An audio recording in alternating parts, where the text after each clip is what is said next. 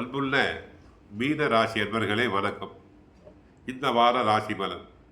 ராசியில் சூரியன், புதன், சுக்கிரன், ராகு, 3இல் குரு, 4இல் செவ்வாய், 7இல் கேது, விரய ராசியில் சனி இருக்கிறார். ஜென்ம ராசியில் சூரியன், ராகு, 3இல் குரு சஞ்சரிப்பதால் உணர்ச்சி வசப்படாமல் நிதானத்தோடு செயல்பட வேண்டும். பண வரவில் ஒரு ஏற்ற இறக்கமான நிலை இருக்கும் என்பதால் ஆடம்பர செலவுகளை குறைத்து கொண்டு எதிலும் சற்று சிக்கனத்தோடு இருப்பது நல்லது. உங்கள் ராசிக்கு 4இல் செவ்வாய், 12இல் சனி சஞ்சரிப்பதால் அலைச்சல் காரணமாக இருப்பதை அனுபவிக்க இடையூறுகள் ஏற்படும். தொழில் வியாபாரத்தில் நீங்கள் நினைப்பது ஒன்று, நடப்பது ஒன்றாக இருக்கலாம். அதிக முதலீடுகள் கொண்ட செயல்களை தற்காலிகமாக ஒதுக்கி வையுங்கள். அதிகப்படியான உழைப்பின் காரணமாக ஓய்வு நேரம் குறையலாம். சிலர் உங்கள் மீது வீண் பழி சொற்களை சொல்லக்கூடிய நேரம் என்பதால் பேச்சில் சற்று பொறுமை தேவை. முக்கிய விஷயங்களை வெளி நபர்களிடம் பேசாமல் இருப்பது மிகவும் நல்லது. வண்டி வாகனங்கள் மூலமாக எதிர்பாராத வீண் செலவுகள் ஏற்படக்கூடிய நேரம். மாணவியர்கள் படிப்பில் கவனமாக செயல்பட வேண்டும். கெட்ட சகவாசம் கூடாது. பெற்றோர் ஆசிரியர்களுடைய பேச்சை கேட்க வேண்டும். அதிகாலை எழுந்து படிக்க வேண்டும்.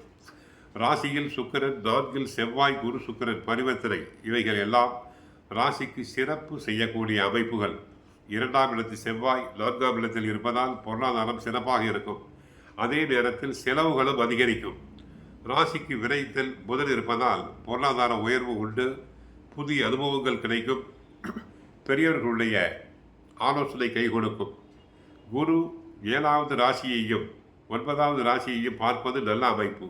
பெண்களுக்கு நல்ல முன்னேற்றம், மரியாதை கிடைக்கும். அஷ்டமாதிபதி சுக்கிரன் வலிமை பெற்றிருக்கிறார். தைரியம் குறைந்து குழப்பங்கள் அதிகரிக்கலாம். காரியங்கள் கடைசி நேரத்தில் முடியாமல் தள்ளி போகலாம். எதிலும் 10 முறை சென்றால்தான் காரியமாகும். ஏதோ ஒரு வகையில் ஒரு செலவு மேல் செலவு வந்து கொண்டே இருக்கும். கையிருப்பு கரையலாம். எனவே செலவுகளில் நிதானம் தேவை. ராசிக்குள் ராகு இருப்பதால் உடல் நலம் குறித்த கவனமின்மை சிக்கலை உருவாக்கும். ஆக கிரகங்களுடைய அமைப்பு சரியில்லை. சற்று கவனமாக இருங்கள். உத்தியோகம் செய்யும் இடத்தில் கவனமாக இருங்கள். வீண் பழி சொற்கள் வரலாம். வண்டி வாகனத்தில் செல்லும் போது கவனமாக இருங்கள்.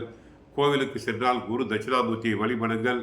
முடிந்தால் மாடம்பாக்கம் சிவபெருமானை சென்று வழிபடுங்கள்.